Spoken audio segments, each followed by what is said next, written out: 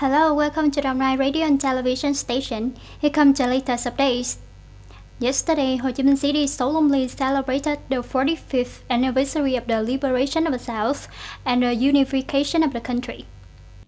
Speaking at the ceremony, Ho Chi Minh City Party Committee Secretary Nguyễn Thị Nhân reviewed the hard struggle process of our army and the people. The spirit of heroic fighting and the strength of the great solidarity of the entire nation speedily made a great victory in the spring of 1975. With this historic victory, our people were freed from the yoke of the imperialist nations.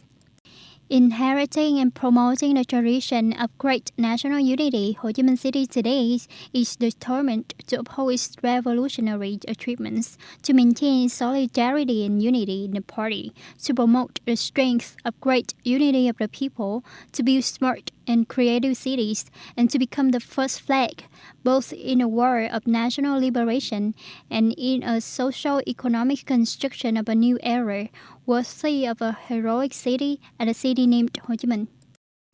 The April the 30th and May the 1st holiday this year lasts for 4 days. There is an opportunity for people to rest and get entertained after the closing term due to the COVID-19 pandemic.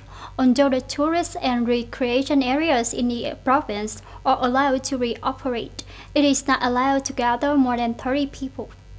About 8 a.m., there were quite a lot of tourists coming to Vũ Long tourist area. Although the resorts, attractions, entertainment and recreation areas have been reopened, in order to ensure the COVID-19 pandemic prevention, the Provincial People's Committee required that the people not gather more than 30 people. Therefore, on this occasion, many families choose to stay at home for a holiday.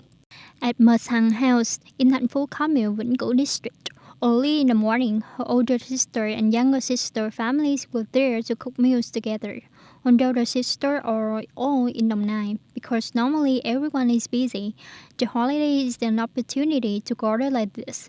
Whether going out or staying at home to eat, everyone has their own way to spend a holiday both happily and safely. According to the notice of the People's Committee of Đồng Nai Province, after the break to prevent the COVID-19 pandemic, starting from May the 4th, on junior high and high school students of universities and colleges in the province will return to school. To welcome students back, schools have prepared all conditions to prevent and control the pandemic. These days, Ho Chi Minh Junior High School, located in Trảng Bom District, urgently cleans to welcome more than 1,600 students back to school after the COVID-19 pandemic break. Medical supplies and equipment such as thermometers, soap, antiseptic water, masks are all fully equipped. As a semi-boarding school for 100% of 600 students, Cao Bá Quách Primary School also quickly developed a plan to welcome students back. The school is currently arranging and rearranging the student boarding area to ensure the implementation of the prescribed distance that is difficult for most of the schools. On April 30th, British Prime Minister Boris Johnson announced that the country had been past the peak of the COVID-19 pandemic and pledged to set a roadmap to lift the blockade nationwide. During a press conference, Prime Minister Johnson said next week he would make a series of options about easing the blockade orders. However, he insists any change will be based on data and scientific advice.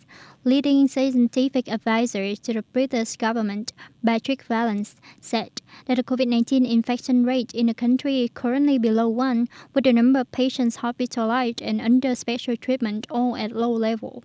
Despite this, the UK has recorded an additional 674 deaths from COVID-19 in the past 24 hours. The U.S. Department of Labor yesterday said that the number of applications for unemployment benefits in the week ended April the 25th was 3.8 million, down from 4.4 million in the previous week. This is the fourth consecutive week that this figure has decreased, but it is still much higher than before the outbreak of the COVID-19. This latest figure has brought the total number of U.S. employees registered to receive unemployment benefits to more than 30 million people since March the 21st. Approximately 18.6% of the working age population of the United States.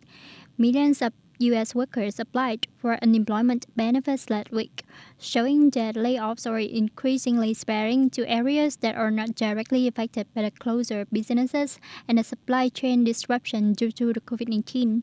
Meanwhile, the U.S. Department of Commerce yesterday said that the U.S. consumer spending, which accounts for more than 66% of the country's economy, decreased by 7.5% in March. That's all of the news for today. Thank you for watching and goodbye for now.